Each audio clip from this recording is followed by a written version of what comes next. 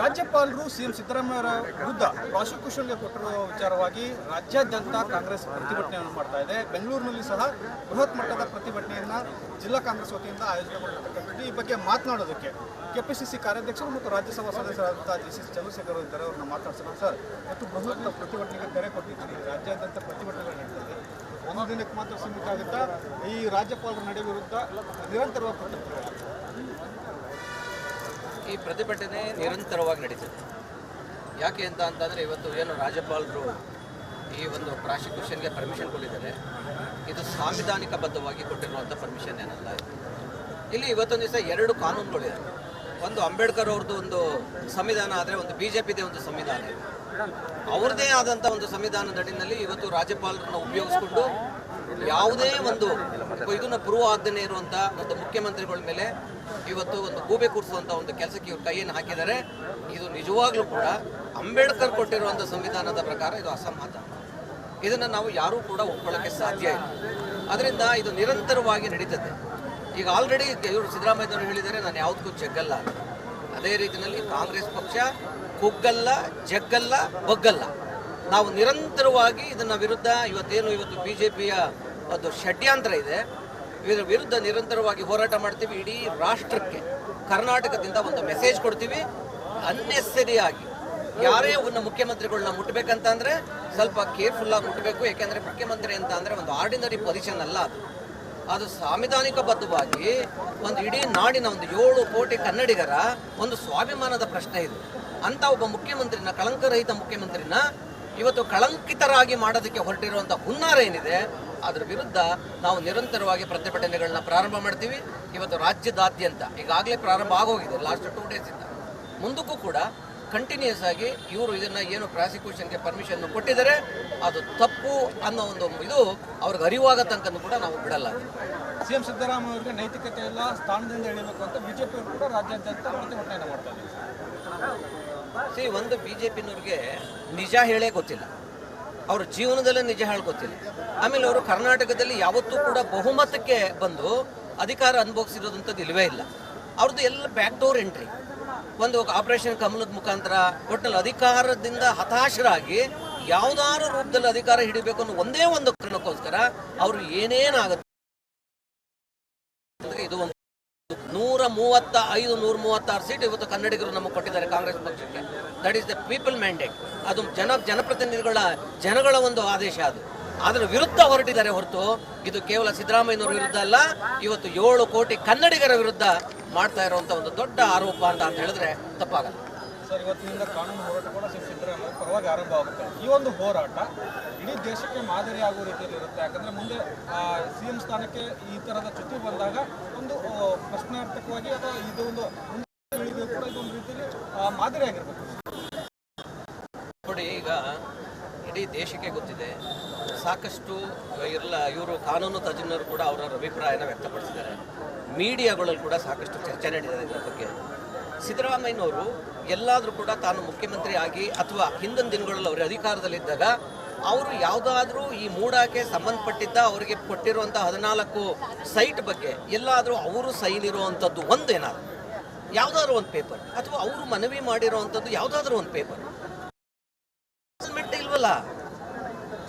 ಇಲ್ಲದೆ ಇದ್ರೂ ಕೂಡ ಸಿದ್ದರಾಮಯ್ಯನವ್ರನ್ನ ಇನ್ವಾಲ್ವ್ಮೆಂಟ್ ಇದೆ ಅನ್ನೋ ರೀತಿಯಲ್ಲಿ ಇದನ್ನು ತೋರಿಸ್ತಾ ಇರೋದೇ ಫಸ್ಟ್ ಒಂದು ಪ್ರಾರಂಭಿಕ ಅವ್ರದ್ದು ಒಂದು ದೊಡ್ಡ ತಪ್ಪು. ಅದನ್ನು ಆಯಿತು, BJPನವರು ರಾಜಕೀಯವಾಗಿ ಇದನ್ನು ಉಪಯೋಗಿಸ್ಕೊಳ್ಳಿಕ್ಕೆ ಮಾಡ್ತಾರೆ, ಅದು ರಾಜಕೀಯವಾಗಿ ನಡೆಯುವಂಥ ಒಂದು ಹೋರಾಟಗಳು ಮಾಡಲಿ ಅವರು.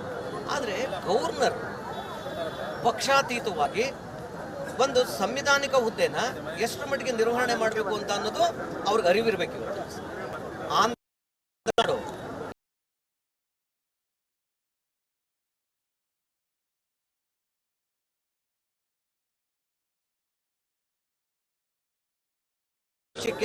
ಬೇರೆ ಮುಖ್ಯಮಂತ್ರಿಗಳ ವಿಚಾರದಲ್ಲಿ ಮುಟ್ಟಿದ್ರೆ ಏನಾಗಬಹುದು ಅನ್ನೋದನ್ನ ಪರಿಣಾಮನ ಒಂದು ಮೆಸೇಜ್ ಇವತ್ತು KPCC ರಾಜ್ಯದಲ್ಲಿ ಇವತ್ತು ಸಿದ್ದರಾಮಯ್ಯನವ್ರ ಹಿಂದೆ ನಿಂತಿದೆ. ಇವತ್ತೊಂದು ಅಟ್ ಎನಿ ಕಾಸ್ಟ್ ನಾವು ಸಿದ್ದರಾಮಯ್ಯನವ್ರನ್ನ ಯಾವುದೇ ರೀತಿಯಲ್ಲಿ ಬಗ್ಗಕ್ಕಾಗಲಿ ಜಗ್ಗಕ್ಕಾಗಲಿ ಬಿಡುವಂಥ ಪ್ರಶ್ನೆ ಇಲ್ಲ.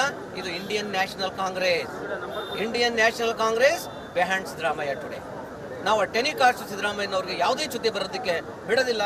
ನಾಡಿನ ಜನರು ನಮ್ಮ ಜೊತೆಲಿದ್ದಾರೆ, ಅವ್ರಿಗೆ ಅರ್ಥ ಮಾಡಿಸೋದಕ್ಕೆ ಪ್ರಯತ್ನ ಪಡ್ತೀವಿ. ಇದರಲ್ಲಿ ಯಾವುದೇ ರೀತಿಯಾದ ಉರುಳಿಲ್ಲ ಈ ಕೇಸಲ್ಲಿ ಅಂತ ಅನ್ನೋದು ನಮ್ಮ ಅಭಿಪ್ರಾಯ. ತಾವು ರಾಜ್ಯಸಭಾ ಸದಸ್ಯರು ಕೂಡ ಇದ್ದೀರಿ. ದೆಹಲಿ ಮಟ್ಟದಲ್ಲಿ ರಾಜ್ಯಪಾಲರನ್ನು ವಾಪಸ್ ಕಳಿಸಿಕೊಳ್ಳುವಂಥ ನಿಟ್ಟಿನಲ್ಲಿ ರಾಷ್ಟ್ರಪತಿಗಳನ್ನು ಮನವಿ ಮಾಡುವಂಥದ್ದು, ಸಂಸತ್ ಹೋರಾಟಗಳಾಗುವುದು, ಈ ಥರದ್ದೇನಾದರೂ ರೂಪಿಸ್ತಿದ್ದೀರಾ? ಈಗ ಕರ್ನಾಟಕದಿಂದನೇ ನಾವು ಇದನ್ನು ಪ್ರಾರಂಭ ಮಾಡಿದ್ವಿ. ಗೋ ಬ್ಯಾಕ್ ಗವರ್ನರ್ ಅಂತ ಅಂದ್ಬಿಟ್ಟು ಇವಾಗ ಪ್ರಾರಂಭ ಮಾಡಿದ್ವಿ ರಾಜ್ಯಪಾಲರಿಗೆ. ಯಾಕೆ ಅಂತ ಅಂದರೆ ಇವತ್ತೊಂದು ದಿವಸ ಗವರ್ನರ್ನ ಉಪಯೋಗಿಸ್ಕೊಂಡು ಈ ಮಾಡ್ತಾ ಇರೋವಂಥ ಈ ಕೆಲಸ ಏನಿದೆ BJPನವರು, ಇದರ ಪ್ರಯುಕ್ತ ಇಡೀ ರಾಷ್ಟ್ರದಲ್ಲಿ, ನಾಟ್ ಓನ್ಲಿ ಈ ಕರ್ನಾಟಕದಲ್ಲಿ ಒಂದೇ ಅಲ್ಲ, ನಾನೊಬ್ಬ ರಾಜ್ಯಸಭಾ ಮೆಂಬರ್ ಆಗಿ ನಾನು ಹೇಳ್ತಾ ಇದ್ದೀನಿ, ಹೌಸಲ್ಲೂ ಕೂಡ, ಪಾರ್ಲಿಮೆಂಟಲ್ಲೂ ಕೂಡ ಯಾವುದೇ ರೀತಿಯಾದ ಸಂವಿಧಾನಬದ್ಧವಾಗಿ ಇವರು ಯಾವುದೇ ಕ್ರಮಗಳನ್ನ ತಗೊಳ್ತಾ ಇಲ್ಲ. ಅವರಿಗೆ ಬೇಕಾದಂತೆ ಅವ್ರಿಗೆ ನಿಷ್ಠೂರವಾಗಿ ಅವರ IT ED ಇವೆಲ್ಲನೂ ಕೂಡ ಉಪಯೋಗಿಸ್ಕೊಂಡು ಜನಗಳನ್ನ, ಪ್ರಜಾಪ್ರಭುತ್ವನ ಮತ್ತು ಆಪೋಸಿಷನ್ನ ಹತ್ತಿಕ್ಕುವಂಥ ಪ್ರಯತ್ನ ಏನು ಮಾಡ್ತಾ ಇದ್ದಾರೆ, ಇದು ಒಳ್ಳೆಯದಲ್ಲ. ಅದರ ನಿಟ್ಟಿನಲ್ಲಿ ಇವತ್ತು ಆಲ್ರೆಡಿ ಕೇಂದ್ರದಲ್ಲಿ ನಮ್ಮ ನಾಯಕರುಗಳು ರಾಹುಲ್ ಗಾಂಧಿ ಅವರಿದ್ದಾರೆ, ಖರ್ಗೆ ಅವರಿದ್ದಾರೆ, ಎಲ್ಲರ ನೇತೃತ್ವದಲ್ಲಿ ಇವತ್ತೊಂದು ದಿವಸ ನಾವು ಆಲ್ರೆಡಿ ಡಿಸ್ಕಸ್ ಮಾಡಿದ್ದಾರೆ. ಅದು ನಿರಂತರವಾಗಿ ದೆಹಲಿನಲ್ಲೂ ಕೂಡ ಇದನ್ನು ನಾವು ಇವರಿಗೆ ರಾಷ್ಟ್ರಪತಿ ಅವರಿಗೆ ಒಂದು ಮೆಮೊರಂಡಮ್ ಕೊಡುವಂಥ ಒಂದು ಇದನ್ನು ನಾವು ಮಾಡ್ತೀವಿ. ಇದಿಷ್ಟು KPCC ಕಾರ್ಯಾಧ್ಯಕ್ಷರಾದಂಥ JC ಚಂದ್ರಶೇಖರ್ ಅವರ ಮಾತು. ಮುಂದಿನ ಹೋರಾಟವನ್ನು ತೀವ್ರಗತಿಯಲ್ಲಿ ಮಾಡ್ತೇವೆ, ಯಾವುದೇ ಕಾರಣಕ್ಕೂ ಷಡ್ಯಂತ್ರದ ವಿರುದ್ಧ ಬಗ್ಗೋದಿಲ್ಲ, ಪರವಾಗಿ ನಿಂತ್ಕೊಂಡು ಹೋರಾಟ ರಾಷ್ಟ್ರ ಮಟ್ಟದ ಗಮನ ಸೆಳೆಯುವ ರೀತಿ. ನಮಸ್ಕಾರ, ಕರ್ನಾಟಕ ಪ್ರೈಮ್ ಟೈಮ್ಗೆ ಸ್ವಾಗತ. ನಾನು ಜಯಪ್ರಕಾಶ್ ಶೆಟ್ಟಿ. ಇಡೀ ಕರ್ನಾಡು ಇವತ್ತು ರೆಬೆಲ್ ಆಗಿ ನಿಂತಿದೆ. ಈ ಹಗರಣಗಳನ್ನು ಸದನದಲ್ಲಿ ಪ್ರಸ್ತಾಪ ಮಾಡಲು ಕೂಡ ಕಾಂಗ್ರೆಸ್ ಹಿಂದೇಟು ಹಾಕಿದ್ದೇಕೆ? ನಿಮ್ಗೆ ಸಂಬಳ ಅದಕ್ಕೆ, ನಿಮಗೆ ವಾಹನ ಅದಕ್ಕೆ, ನಿಮಗೆ ವೆಪನ್ ಅದಕ್ಕೆ, ನೀವು ಅದನ್ನು ಸೆರೆ ಹಿಡಿಬೇಕಾಗಿತ್ತು. ನೀವು ವಿದ್ಯುತ್ ಬರ ಇದೆ ಅಂತ ಹೇಳ್ತಾ ಇದ್ದೀರಿ, ಎಲ್ಲಿ ಬರ ಇದೆ ನೀವು ಹೇಳಬೇಕು. ಪಾಕಿಸ್ತಾನ್ ಆಕ್ಯುಪೈಡ್ ಕಾಶ್ಮೀರ್ ಅದು ಎಂದೆಂದಿಗೂ ನಮ್ಮದು. 40 ಮೆಷಿನ್ಗಳು ತಂದಿತ್ತು ನೋಟ್ ಎಣಿಸುವುದಕ್ಕೆ, ಅದೇ ಹಾಳಾಯಿತು. ಮಥುರಾದ ಗಲಾಟೆ ಇದೆಯಲ್ಲ, ಅದು ಸ್ಥಳೀಯವಾಗಿ ಕೂತು ಪರಿಹರಿಸಬಹುದಾದಂಥ ಕಾನೂನಿದೆ. ಗ್ಯಾರಂಟಿ ಯೋಜನೆಯಿಂದ ನಷ್ಟ ಆಗಿದೆ, ಲಾಭ ಆಗಿದೆ, ದಯವಿಟ್ಟು ಹೇಳಿ. Dawood Ibrahim most wanted criminal ಯಾವಾಗಾದ ಅಂದರೆ ಇಲ್ಲಿ ತನಕ ಭಾರತ ದೇಶದಲ್ಲಿ ಓರ್ವ ದಲಿತ ಪ್ರಧಾನಿಯಾದಂಥ ಇತಿಹಾಸವೇ ಇಲ್ಲ. ರಿಪಬ್ಲಿಕ್ ವರ್ಲ್ಡ್ ಆಪ್ ಇದು ಕೇವಲ ಅಪ್ಲಿಕೇಶನ್ ಅಲ್ಲ, ಸಮಗ್ರ ಸುದ್ದಿಗಳ ಸಂಪರ್ಕ ಮಾರ್ಗಕ್ಕೆ ಕ್ರಾಂತಿಕಾರಿ ಬದಲಾವಣೆ. ರಿಪಬ್ಲಿಕ್ ವರ್ಲ್ಡ್ ಆಪ್ ಕೇವಲ ಸುದ್ದಿ ಅಪ್ಲಿಕೇಶನ್ ಅನ್ನ ಪರಿಚಯ ಮಾಡ್ತಾ ಇಲ್ಲ, ಬದಲಾಗಿ ಡಿಜಿಟಲ್ ಸುದ್ದಿ ಬಳಕೆಯ ಹೊಸ ಯುಗಕ್ಕೆ ನಾಂದಿ ಹಾಡ್ತಾ ಇದೆ. ಇದೊಂದು ಬ್ರೇಕಿಂಗ್ ನ್ಯೂಸ್, ಪ್ರಭಾವಶಾಲಿ ಕಾರ್ಯಕ್ರಮಗಳಿಗೆ ಗಟ್ಟಿಯಾದ ವೇದಿಕೆ. ರಿಪಬ್ಲಿಕ್ ವರ್ಲ್ಡ್ ಅಪ್ಲಿಕೇಶನ್ ಈಗ ಲೈವ್ ಆಗಿದೆ. ಗೂಗಲ್ ಪ್ಲೇಸ್ಟೋರ್ ಮತ್ತು ಆಪಲ್ ಆಪ್ ಸ್ಟೋರ್ ಎರಡರಲ್ಲೂ ಲಭ್ಯವಿದೆ. ಈಗಲೇ ಡೌನ್ಲೋಡ್ ಮಾಡಿ.